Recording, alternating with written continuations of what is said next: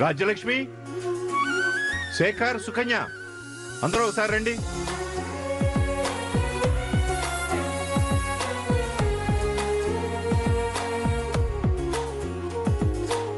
ఎవర్రా వస్తున్నారా? రండి. ఏంటండి అంత సంతోషంగా ఉన్నారు? రాజ్యలక్ష్మి, ఏం జరిగినా మన మంచికే అంటారుగా, అది మన విషయంలో ఈ రోజు అక్షరాలా రుజువైంది. ఏంటండి అది? మొన్న పెళ్లి చూపులకు వచ్చినవాడు అపర్ణ కాలు వంకరన్న అనుమానంతో బంగారం లాంటి పిల్లని కాదనుకొని వెళ్లిపోయాడని ఇంటిల్లపాది బాధపడ్డామా? కానీ ఈ రోజు మనకు మంచి జరగాలనుంది కాబట్టే ఆ రోజు అలా జరిగిందని ఇప్పుడు నాకు అర్థమైంది. నాన్న, మీరింత ఆనందంగా చెప్తున్నారంటే అదేదో చాలా మంచి విషయం అయి ఉంటుంది. అవునమ్మా, నీకు మంచి సంబంధం దొరికింది.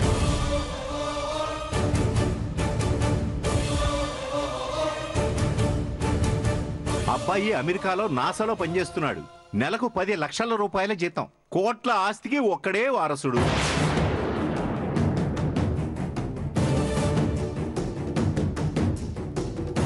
ఎంత మంచి వార్త చెప్పారండి. మీరన్నట్టు ఈ పెళ్లి చూపులు జరగాలని రాసిపెట్టి ఉండబట్టేనేమో మొన్న జరిగిన పెళ్లి చూపులు ఆగిపోయాయి.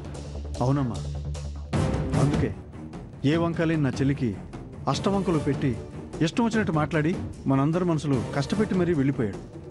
వాడు వెళ్ళిపోవడం ఎంత మంచిదైందో నాన్నగారు చెప్పిన సంబంధం గురించి తెలిసాక అర్థమవుతుంది. ఏదేమైనా మన అపర్ణ అదృష్టవంతురాలమ్మా.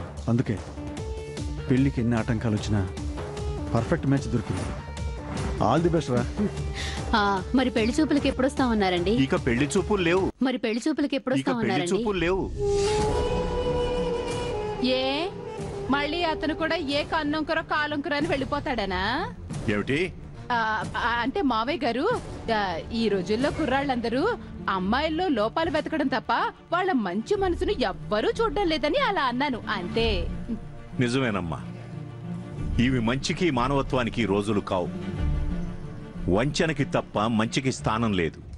మనిషిని మనిషి అమ్ముకొని బ్రతకాలని చూస్తున్నాడు తప్ప నమ్ముకొని బ్రతకాలని గాని నమ్మకంతో బ్రతకాలని గాని ఆలోచించడం లేదు. అందుకే ఈ పెళ్లి చూపులు అనవసరం అనిపించి నేనే రావద్దని చెప్పాను. మరి చేసుకోబోయే అమ్మాయిని అబ్బాయి ఎలా చూస్తాడు? అపర్ణ ఫోటో పంపించామమ్మా. అబ్బాయితో పాటు వాళ్ళ కుటుంబ సభ్యులందరికీ అపర్ణ చాలా బాగా నచ్చిందట. దాంతో పెళ్లి చూపులు మాకు అక్కర్లేదని డైరెక్ట్ గా నిశ్చితార్థానికి వచ్చేస్తామని అన్నారు. నిజంగా వాళ్ళెవరో కానీ చాలా మంచి వాళ్ళలా ఉన్నారండి. లేదంటే కంటితో చూసి కూడా కోటి వంకలు పెట్టే ఈ రోజుల్లో కేవలం ఫోటో చూసి పెళ్లి చూపులు లేకుండా ఏకంగా నిశ్చితార్థానికే వస్తామన్నారంటే వాళ్ల మంచితనానికి, మన కుటుంబం మీద వాళ్లకున్న నమ్మకానికి చేతులెత్తి మొక్కాలండి. చేతులెత్తి మొక్కడం తర్వాత ముందు వాళ్ళెవరో, ఎందుకలా పెళ్లి చూపులు కూడా రావంటున్నారో ఒకసారి ఆలోచించడం మంచిది. ఎందుకంటే ఈ రోజుల్లో టీవీల్లో పేపర్లో చూస్తున్నాం, పెళ్లి చేసుకుని ఫారెన్ పారిపోయిన ఎన్ఆర్ఐ, 10 పెళ్లిళ్లు చేసుకున్న అమెరికా అబ్బాయి. ఎలాంటి కేసు అయిందనుకోండి, అందరం కూర్చొని ఏడవలసి వస్తుంది. ఏ విషయం గురించి మంచిగా ఆలోచించవా? ఎవరి గురించి పాజిటివ్గా అనుకోవా? దేశంలో ఉన్న వాళ్ళందరూ ద్రోహులైనట్టు, నువ్వు నీ తమ్ముడు మాత్రమే పతితులైనట్టు ఏంటా మాటలు? నాన్నగారు సంబంధం తెచ్చారంటే ముందు వెనక ఆలోచించి మంచి చెడు ఎంక్వైరీ చేసిన తర్వాతే కదా ఈ సంబంధం ఓకే చేసుంటారు. ఇంకా దాని గురించి చెడుగా అనుకోవాల్సిన అవసరమే లేదు. అంటే అబ్బాయి అమ్మాయిని చూసుకున్నాడు,